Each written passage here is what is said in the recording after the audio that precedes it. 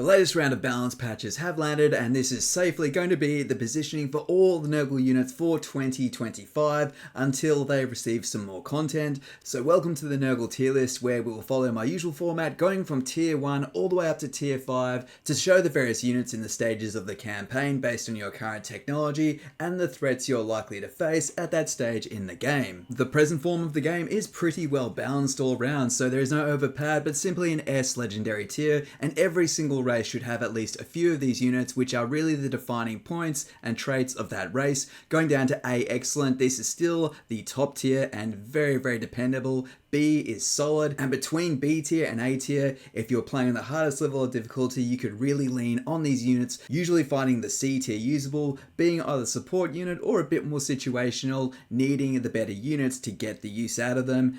D is outperformed, there's just simply better options at this stage of the game, and F tier is banished, and we don't have any F tier units in the Nurgle roster. It's a very well balanced roster, and keep in mind this is the Demons of Nurgle. If you're playing as Festus or the Warriors of Chaos, particularly the mortal units may be ranked a little bit higher. Starting things off with the humble Nurglings, and these are your basic, most simplistic troop, and the reason why they're so good is because they are so cheap. Early economy for Nurgle is a bit of a challenge, so making sure you do have some of these basic barracks buildings, turning over plague bearers, we'll get to them, as well as Nurglings, really provides a staunch front wall which is actually quite hard to break through. Nurgle's early challenge isn't actually defending from the enemy, it's actually dealing damage back, but the cornerstone is to outgrind the enemy, lay a buffs on yourself, debuff them, and over the course of the battle you can pick the engagements which will be favourable to you. The Nurglings are an excellent backline or even a front line. Cycle them in and out, allowing those frontline troops to rest, regain their numbers, get a bit of healing, and then charge them back in again. Yes, this unit is technically just stalling the enemy, but that's pretty much your game plan. They're cheap, they're dependable, and that is why they are a B tier solid unit. Just a quick reminder guys, if you are enjoying the video, please consider liking and subscribing, it really helps out. Ask any question in the comments, I answer everything, and if you'd like to talk strategy, feel free to join the Discord. Cheers. If you're playing as Kugath Plaguefather, you can gain access to the Nurgle Tide, a 3U summon bringing a unit of Nurglings onto the battlefield. They act as chaff, quite surprisingly hard to get rid of because of that natural 20% physical resistance that all demons have. These ones unique to Kugath can be detonated to blow the enemy to pieces, so they're very fun at S tier. Summons are great, and this makes Kugath all the better. Now moving to the bread and butter unit, the Plague Bearer of Nurgle, and these are really the staunch front line. Make sure you have them stretched out as wide as they can go and have every formation with 3 or 4 or even 5 of these in a row. The reason being is this sets the enemy up for amazing spell damage, great flanking opportunities, and it pretty much sets the table for what you're trying to do with Nurgle. They are B tier solid, they're not going to deal much damage back, but what usually makes demons more advanced in the battlefield is the fact that mortal units will run away, thus preserving the numbers and the experience on them, whereas demonic units, yes, they fight to the death, but they will get banished and it can be quite hard to keep them alive. However, healing and high hit points are Nurgle's specialty, meaning that these basic demonic units really do stand out in terms of efficiency over their other demonic brethren. With melee stats in the 30s, they're no slouch in melee, and the Cloud of Flies passive ability, which is pretty standard across all the Nurgle infantry, will also make them even harder to hit with a boost to their melee defense, with the Cloud of Flies that surround them making them even more difficult for the enemy to deal with. Whilst Nurgle does have the option to jump to its more advanced military buildings early on, do not ignore this basic barracks building. Having lots of these units in your recruitment pool, which you can administer anywhere in your empire, is incredibly powerful, particularly because they are so cheap. But if you can afford more and in your more long-term armies, you will absolutely want the Exalted Plague Bearer. It gains another armor-piercing ranged attack, does everything a little bit better, hits a little bit harder, and it basically is the same Plague Bearer unit you know and love. Feel free to dampen the cost by mixing them in with your regular Plague Bearer units, but have them on the front line so they can disperse their ranged attack, have a second line of demons behind them to cycle forward if they are getting beaten up, because you want to preserve this unit and keep the experience on them. The biggest weakness of these demonic units is their speed. I mean, 27, yikes, they're not moving anywhere quickly, but they don't need to. However, in a pinch, if you have a cultist, you can summon a unit of plague bearers where you need, and this is very useful if you do get outflanked. Just simply make a wall of unkillable, squishy plague bearers, and that will stall the enemy long enough for you to get some plague drones, some toads, something else to deal with them in the way. If you're playing as Epidemius, he can summon a unit of exalted plague bearers, and this is an S tier summon because of that amazing ranged attack. As soon as they come out of the portal, blast them with the range attack and then send them in. They can strike the enemy from behind, form a formidable frontline wall against any outflankers. Very useful and amazing. The Champions of Chaos DLC is an amazing DLC for all of the Chaos Gods, and Nurgle is no exception to that. You gain amazing Chaos Warriors, but also you get the basic unarmored Marauder units, and in the Warriors of Chaos faction, they perform much better because they can be ranked up to Chaos Warriors. But however, like usual, in the demonic factions, the Demons of Nurgle just really don't have a use for these units. Every unit you keep in your main armies is gaining precious experience because of the unconventional recruitment system of Nurgle, where you'll have a pool of units. Yes, you will use this unit, but you'll tend to find them used as fodder, crisis units, or even just temporary soldiers to help you win a siege, and then you'll disband them. So they're a temporary unit and they are outperformed by the other options. Which options, I hear you ask? Well, of course, the Chaos Warriors of Nurgle, arguably the greatest of the Chaos Warriors. They just double down on everything that makes Chaos Warriors so freaking good. Incredibly high armor, the shielded version is one of the best defensive infantry units in the game, arguably the best available at tier 3, and whilst the shield is really hard to turn down at this stage of the game, especially against the enemies that don't have much range, just go straight for that great weapon version. The signature two-handed axe of Nurgle is an incredible damage dealer. This unit has such great defenses, it doesn't mind, it can take a few hits and it will return that damage many times over with its incredible great axe damage. But these two units are the best defensive units up your sleeve, but they do come at a more expensive price tag, so you will want to use them in tandem with your plague bearer units. As this same building cycles through, you will gain access to the Chosen, and yes, it's no secret, Chosen are incredible. The shielded variant is a contender for the best defensive infantryman in the game, but honestly, so is the great weapon version. It is so defensive, it is so tanky. You better have some serious armor piercing whatever aims at it. Really, gunpowder is the only thing that it really fears, and in most cases, that great weapon version will probably be the better answer for you. Anything bold enough to crash into that front line will instantly regret doing so, as that great axe comes cleaving down on their heads. Yes, they are expensive, you only need 5 in any army to man the corners of your formation, but goddamn, they are defensive, they are tanky, and they are an S tier unit. Now, stepping through to a unit that really does skirt somewhere between demonic, still being mortal, they will cower away rather than dissolve into dust. They have really high armor and defense, but defense really isn't a thing that Nurgle's short on. Personally, this unit really isn't my style, but I cannot deny that high armor at tier 2 and having some good foot speed really is useful. And with 46 speed on foot, it makes them one of the faster units. Instead, I am far more partial to the Pestigors. It seems to be a running theme. I really do like the Corrupted Beastmen units, especially in the demonic roster. Their offense is buffed by Primal Fury, increasing their speed and attack stats to hit in the 30s, move with over 40 speed, hitting with 33 charge bonus. And a massive weakness of the Nurgle roster is not being able to chase units down very easily, particularly in the early game, so using the Tears of Nurgle debuff lowers the enemy's speed by 75%. This can allow you to finish or do enough damage to a unit to remove them. And they stand in a loose formation, meaning they're harder to target with spells and can act well as a defensive line holder. They are weak to missiles though. Now moving on to the monstrous unit, there's two very similar units in tier 3. We have first of all the Bile Troll, and this is definitely the better one of the two. It starts off with regeneration, which is already incredibly strong in Warhammer 3.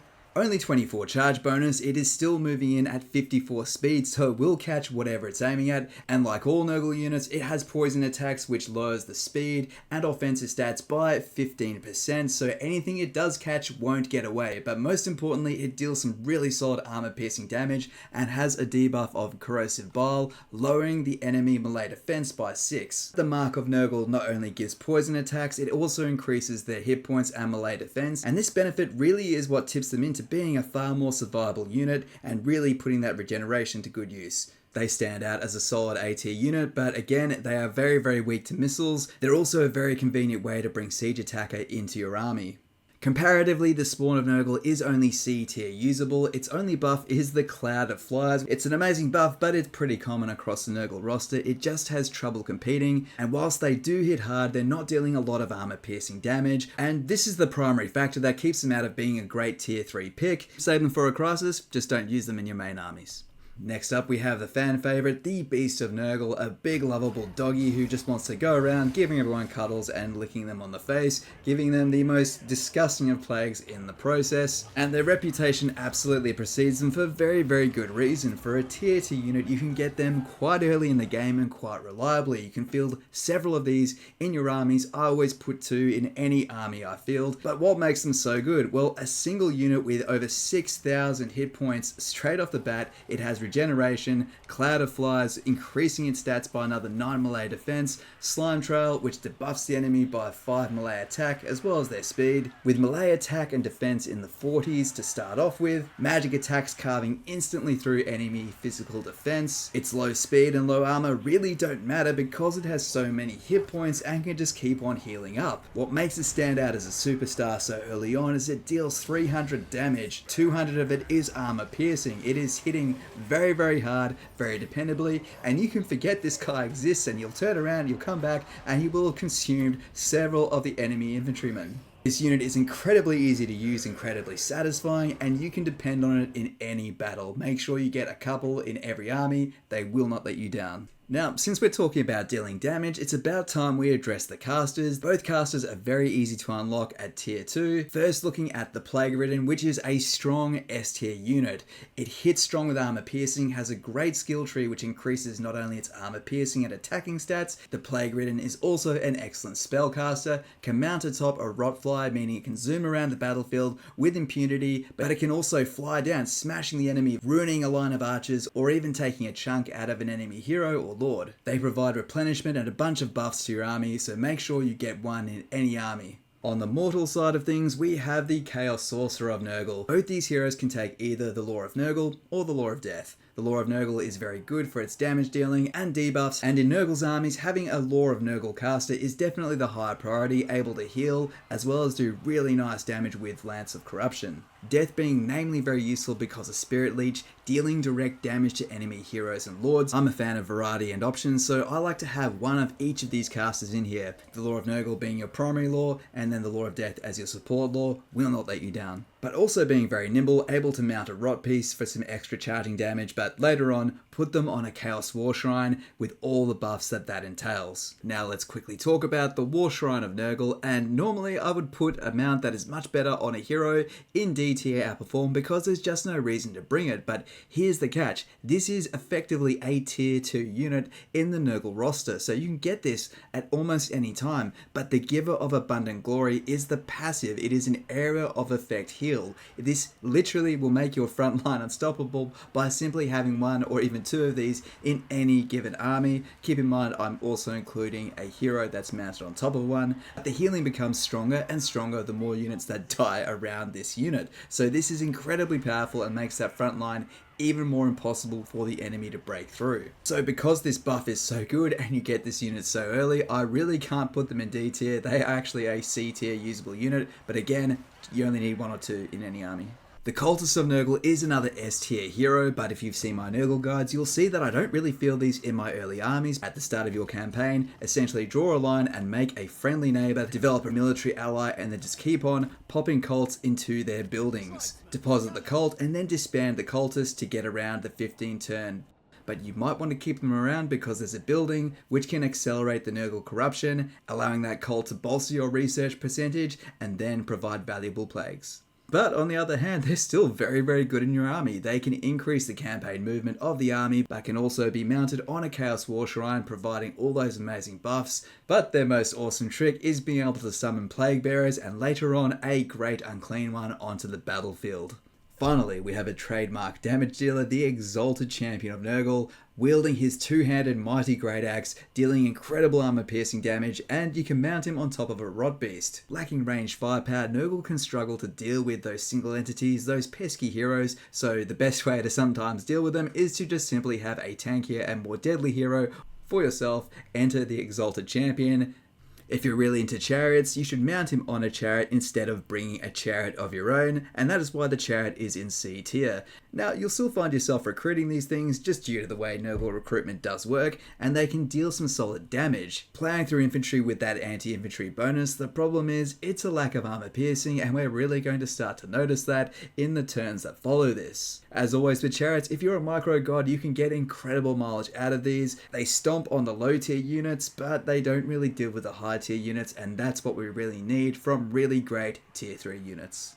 Now, while we're talking about the mobile damage dealing units, let's talk about our final Marauder unit and the Marauder Horsemen. With their throwing axes, as usual, these are the best of the Marauder units. They have 90 speed and they can slow the enemy with their trademark poison attacks, so with the enemy retreating, these are really great to help you run the enemy down. Now, don't get me wrong, they are a useful unit, and if you've got good micro, you can get good mileage, but your basic units are so slow, even if you slow them down a bit with these throwing axes, you still are unlikely to catch them. Your fights as Nurgle are going to be long and about attrition, so that one decisive cavalry charge isn't really the thing that typically wins your battles. And fire while moving, so they are flexible, but there's also plenty of other units able to do better flanking damage. Those units do not include the Chaos Warhound with poison, pretty similar, able to deal poison and slow the enemy down, but not much is really going to catch them. And honestly, more mobility in the early stages is going to be very welcome, but they just aren't worth investing too much time in.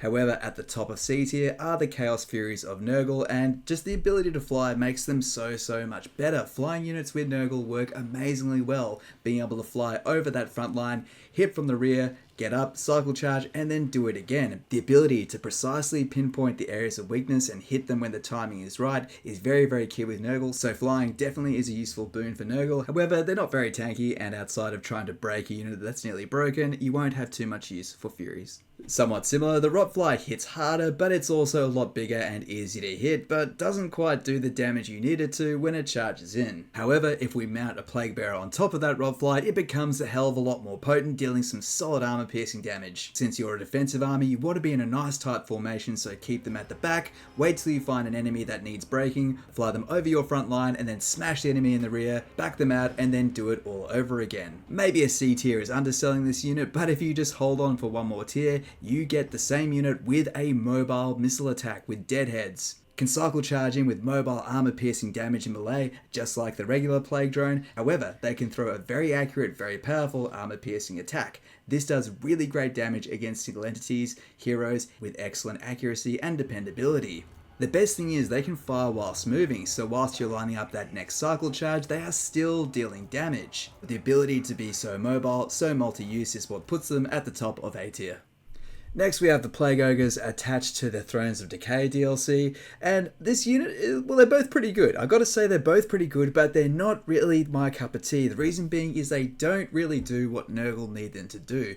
These are a barreling offensive infantry unit, and that's excellent. They do smash through the front line, and there's a basic variant which deals anti-infantry damage, and there's a Great Axe version which deals anti-large. So you've got some really great speciality between these two units, but Nurgle in a way wants to keep the enemy herded around them so they can stack their debuffs, deal their big spell damage, keep the enemy in tight formation to deal really great flanking damage. Bowling the enemy away works much better for greenskins and other offensive style armies. That being said, you will still need offensive infantry units, and they more than live up to the task. They're simply competing with more versatile units. Moving on to the cavalry, the most basic unit we have is the Plague Toad, and it's kind of large. It enjoys the typical 20% demon physical resistance, it has 50 armor, so its defenses are okay, but it does have 65 speed and crashes in with anti-infantry and armor piercing damage, so that can't be overlooked. However, they do provide a pretty large target, and you will need to be quite active cycle charging them in and out, but only use Plague Toads as a stopgap to get Pox Riders instead. These are a much better, much more dependable cavalry unit, essentially just as fast but dealing far better combat damage, can hang a little bit longer before charging in and then hitting the enemy again from behind. Their base weapon damage is 64 and they have a plus 12 bonus versus infantry, so they are certainly hitting. They're a large unit that can barrel in with a nice surface area, dealing massive damage, precisely what you need in the early stages of the game. They certainly do fear missiles, but they do have enough speed, and Cloud of Flies will give them a base 45 melee defense defense, meaning they can get away without taking too much damage. I personally really like this unit, and it is my preferred mobile cavalry unit until I get the next entry, which is the Rot Knight, an S tier behemoth. So powerful. Mounted with a mutated Chaos Warrior on top, dealing so much damage, 100 armor, 75 speed, and a whopping 60 charge bonus. They will smash like a ton of bricks. Armor piercing damage and 10 bonus versus large, there is nothing that they won't hurt. They have regeneration, over 8,000 hit points across 32 units. With regeneration, they are hell to kill and can cycle charge in and have enough mass to barrel out, and at 75 speed, good luck trying to outrun them. A defining unit of Nurgle and certainly worthy of S tier. Since we have Pox Riders to take care of infantry, we have Rot Knights to take care of any cavalry units, this really does leave the Chaos Knights of Nurgle without a job. The reason being they're tier 4 in the regular Warriors of Chaos roster. They rank much higher because you unlock them way earlier. Huge amounts of armor, really good stats. The problem is they don't deal armor piercing damage. Without the armor piercing, you would always want to bring the Lance variant and cycle charge it in and take advantage of that whopping 80 charge bonus. This is the way it can deal some meaningful damage to even late game threats. However, this is comparatively a lot of work when compared to the flexibility of Pox Riders and Rot Knights. Great Warriors of Chaos unit, simply outperformed under Nurgle. Next, the iconic Soul Grinder of Nurgle, and like all Soul Grinders, it's pretty damn nice. Also bringing a nice long-range artillery attack, something that most of the Chaos factions are very grateful to get, and this alone is a reason to bring 2 or even 3 Soul Grinders to man that front line and then dive in to try and mince the enemy. They synergize very well with the other heavy hitters, creating a blob of enemies for your cavalry to dive in, cast spells into, and have enough mass to get out of trouble. Herding the enemy into giant blobs provides ample opportunity for the mighty Great Unclean One, possibly the most iconic unit in the entire roster, and it's for good reason. This behemoth, yes, it's a massive missile soak, but it can take that damage. Especially in campaign, you can load this unit with so many abilities, effectively giving it a pool of bound spells to unleash on enemies. Having 1 or 2 in any late game army will not go amiss. It's a great unit, I love it, and so should you. Our final base roster unit is the Toad Dragon of Nurgle, and it pretty much does what you'd expect a giant Toad Dragon to do. Its specialty is diving in and mulching up legions of infantry. It's a large unit, but with 12,000 hit points, it can take a hit or 2 and has 25% missile resist. Huge amounts of armor piercing damage and a 25 bonus versus infantry means it is so well suited for diving into hordes of infantry, but you need to keep this unit moving. You don't want to sit it around as a damage soak because, well, it will take that damage. Use your Great Unclean Ones as the central piece and then charge in with your Toad Dragon, with your Rot Knights, and just watch the pieces fly. Cluster the enemy up against your front line of Plague Bearers and mulch them with your Breath Attack. Fun to use and worthy of S tier. Finally, for Tamarkan's faction, he gains his 6 chieftains across the course of his campaign, always starting off with Khazak the Befouled, a really great cavalryman. Hits very hard and alongside Tamarkan really makes that front line hard to beat. Kargan the Crazed is a hulking fighter who can fly upon a Chaos Dragon. The other 4 chieftains allow you to recruit units outside of the Chaos Nurgle roster. Ezra Doombolt, being a powerful Chaos Dwarf, can also bring Dreadquake Mortars into your armies, which is hilarious and powerful. Grukmar Threehorn is a Beastman Wild Wizard, also able to ride a chariot. Mornhowl, a powerful Skinwolf, bringing mammoths onto the table, with Quetzak giving you access to the powerful Law of Shadows. There's not much to say other than prioritising getting them all on the field because they all give access to excellent units and are all standouts in their own right. And that's it for this list. Nurgle, they're a pretty damn strong race all up. There's not a lot of outperformed units and certainly no banished units, so this is a fantastic race in a really great place. The balance is good, the units are interesting, and the interplay between them is awesome. Everything has a use, so I've really enjoyed Nurgle. Please consider liking and subbing, and click here to see the Zinch tier list.